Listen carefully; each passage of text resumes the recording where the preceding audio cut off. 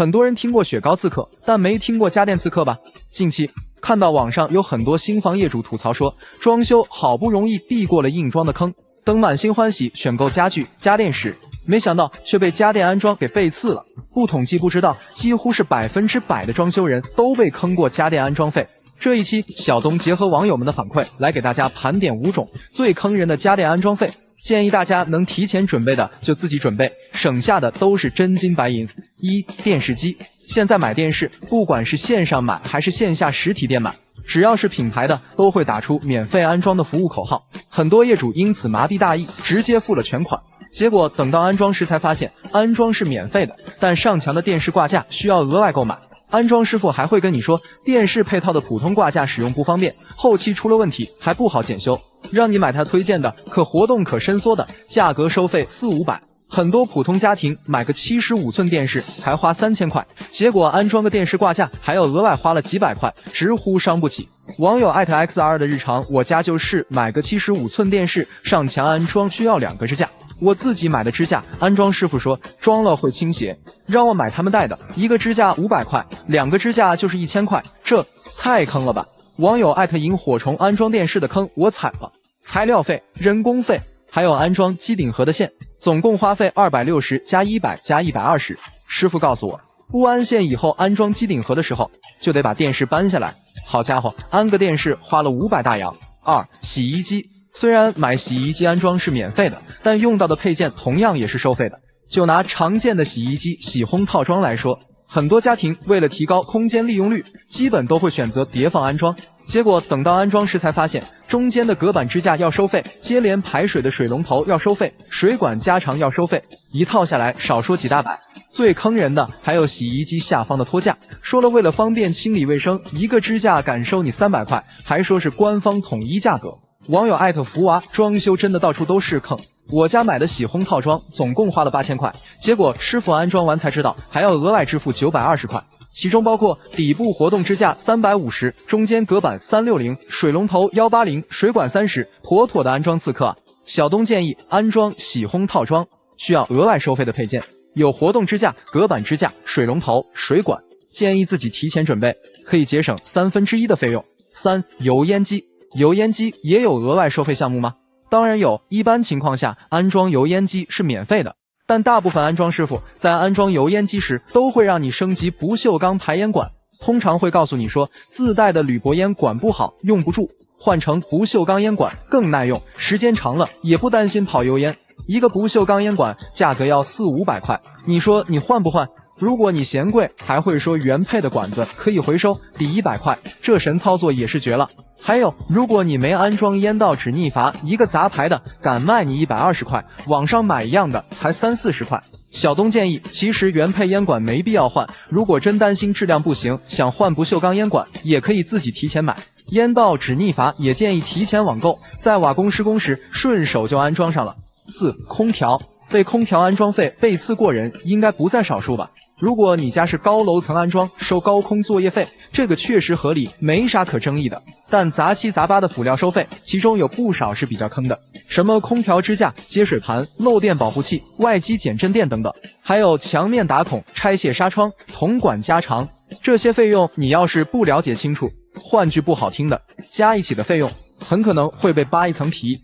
网友朵朵的妈妈，救命啊！空调安装费咋会这么高？家里新装了3台空调，安装费都花了1700多，都够买一台新空调了。花费如下：高空费用300，安装架子450，小管子91米，用了6.5米，大管子1101米，用了1.7米，还有接水盘300块，想想都肉疼。小东建议，空调上门安装前，建议先让师傅粗报一下价，仔细问好每一项收费项目。有些辅材可以提前买好，可减少安装费用，比如说铜管、外机支架等，网上自己买会便宜很多。5. 燃气热水器。如果说安装隐形收费，燃气热水器排第2，那没人敢说第1，妥妥收费刺客天花板。之前在网上看到有众多网友吐槽，不安装一回燃气热水器，你根本不知道竟然会有这么多配件收费项目。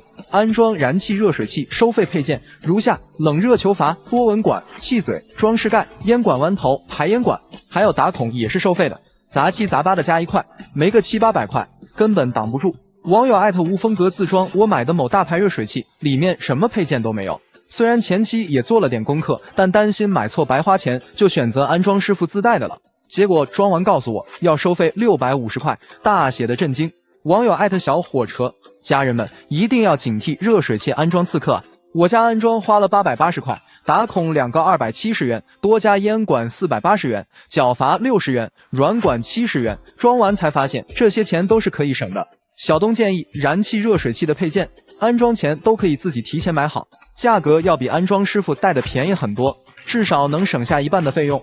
你有没有发现，几乎每年都会有一些网红家居用品出来，功能被各种夸大吹捧，但是却经不起时间和实践的考验，最终只能沦为笑柄。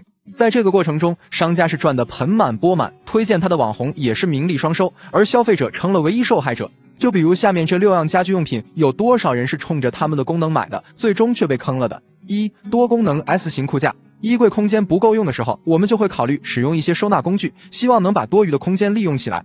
多功能 S 型裤架的宣传就是利用长挂衣区下方的空置空间，把裤子一条一条的叠挂起来。使用 S 型裤架只需要一个衣架的空间，却可以同时收纳5-6条裤子，确实是节省了不少衣柜空间，但是用起来超级不方便。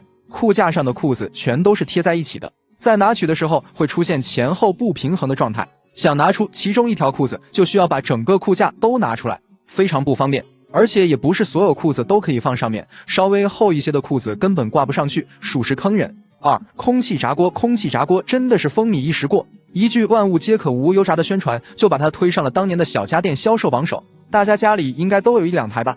空气炸锅最大的优点就是不需要把食材完全放进油锅里烹炸，只需要少许油，甚至不需要油就能吃到油炸口感的食物。无油炸更健康，这是它的优点，但同样也是它的缺点。食材没有经过油脂的浸润，只是把其中的水分烤干了，所以在口感上无法达到油炸般的外酥里嫩。而且由于食材是在密封的炸锅内，无法及时观察它的熟透情况，所以经常不是烤糊了就是没有熟，很尴尬。另外，空气炸锅被弃用的原因还有一个就是它不好清洗，它不像普通的锅具可以直接放在水龙头下冲洗，它底部和顶部都有加热圈，是不能泡水的，只能擦洗，基本很难完全清洗干净。这也就是为什么空气炸锅的使用次数多了以后，烤出来的食物有一股酸涩的塑料味的原因。3. 豆袋又称懒人沙发，听上去好像是给懒人的福利，其实只要你用过一次后就知道自己被这个名字坑了，它真的不好用。豆袋其实就是一个布袋，里面包裹着泡沫颗粒，躺上去是柔软的，但是你躺上去和起来的这个过程很狼狈。豆袋放地上是低矮的，你要躺上去就需要先放低自己的重心，趴下去或者跪着躺上面，起来的时候也需要用手肘支撑。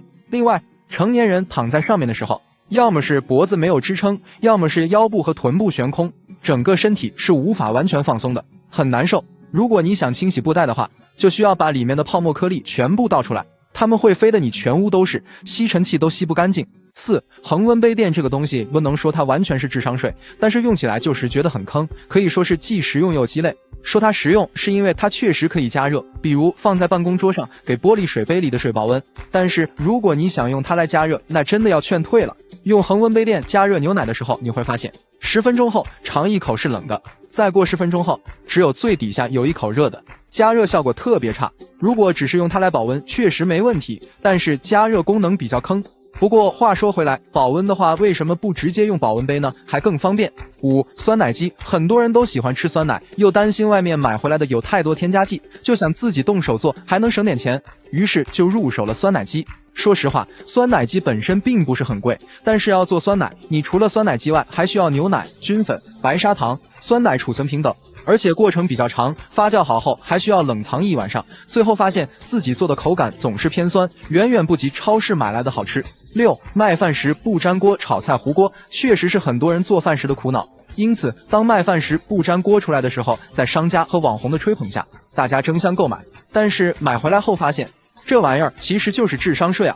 很多人以为麦饭石不粘锅是用麦饭石做的锅，就像铁锅是用铁打造的一样，其实麦饭石不粘锅和麦饭石根本没有半毛钱关系，它只是在普通锅具的表面加了一层麦饭石色的涂层而已，涂层很薄。如果用铁锅铲或者烹饪一些带有尖角的食材，比如炒螃蟹时，涂层上就会有明显的划痕，要不了多久就会看到涂层有明显的脱落。没有了涂层的不粘锅就变成了粘锅，大家买东西的时候，千万不要只听商家或者网红的推荐和夸大，一定要理智选择购买，不跟风，不冲动，理性消费，才能减少被坑的可能。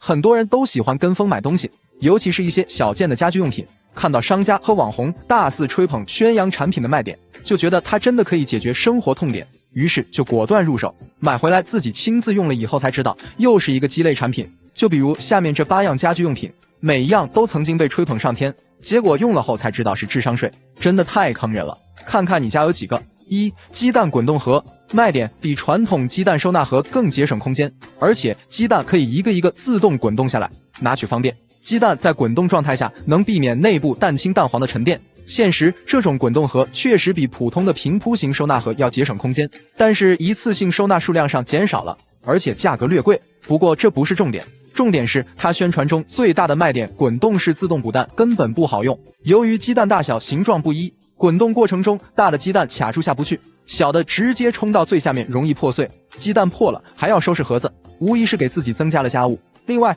它的收纳量比较小，如果家里人口多，一次买个3、4斤鸡蛋的话，根本放不下，还是要另外找地方放，比较鸡肋。2. 分层鞋架，卖点原本一双鞋子的空间，利用分层鞋架可以放下2双鞋子，充分利用鞋柜，是小户型鞋子收纳神器。现实，这种分层鞋架在使用时对鞋子的大小高低都有要求，如果是普通的平底皮鞋放进去是没问题的，但如果是男士的高帮运动鞋或者鞋面稍微宽点的洞洞鞋，根本放不进下层。如果只是用来收纳普通拖鞋或者小朋友鞋子的话，那确实没问题，但是如果想常规家用，真心劝退。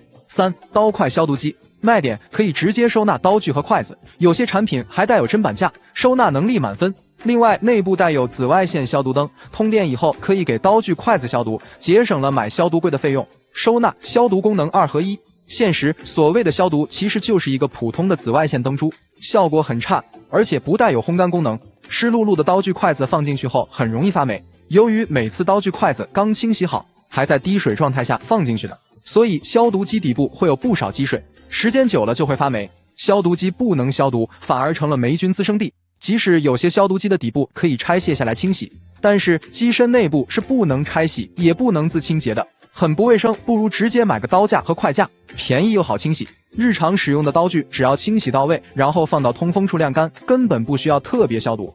筷子也是如此，不过木质筷子即使是干净的，最好也要半年更换一次，更有利于健康。4. 电热毛巾架，卖点通电后可以烘干毛巾、内衣裤等小件衣物，冬天洗澡时还可以给浴巾、换洗衣物加热，平常还可以当作毛巾架使用。现实，卖点中的功能确实都可以实现，但是也很鸡肋。电热毛巾架要想有烘干加热效果，就必须保持通电状态，还是比较费电的，而且烘干后的衣物比较硬，看着是一层层的横干，但其实能放的毛巾数量很有限，多放2条就要叠放一起了，而且体积大，太占地方。如果非要说它有用的话，大概就是只适合南方的梅雨季和回南天的时候，可以临时烘干毛巾、内衣裤，免得没得穿。北方家庭的话，还是劝退吧。5. 勺盖一体调料罐，卖点简约大方，勺子和盖子是一体的，单手取用调料很方便。现实，超级不好用，装调料的时候如果装得太满，勺子放不进去，需要使劲倒进去，很费劲。用到后面调料少了后，勺子又够不到底。也正因为勺子和盖子是一体的，每次使用过后需要用力盖上盖子，不然里面的调料就会受潮，还不如直接用调料原装的袋子方便。6. 蚝油按压嘴，卖点按压式出油，操作方便，不用再甩蚝油瓶了。现实，虽然可以按压式出油，但是出油量很难控制。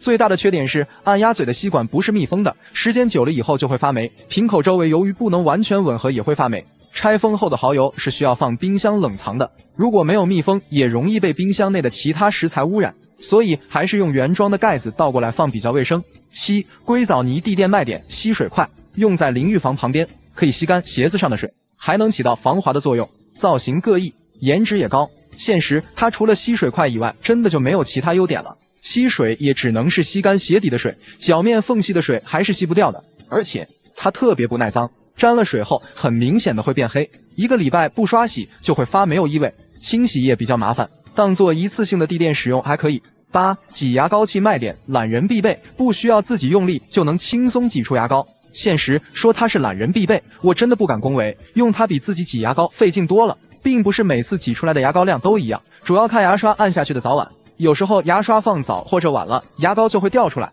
还要清洗它，非常麻烦。有清洗的功夫，真的不如自己挤牙膏了，省事了。说在最后，虽然这些小件家居用品的价格都不算贵，但关键是它不实用，不仅不能解决问题，反而会增加问题。对于这类产品，还是劝大家不要轻易购买，以免交了智商税。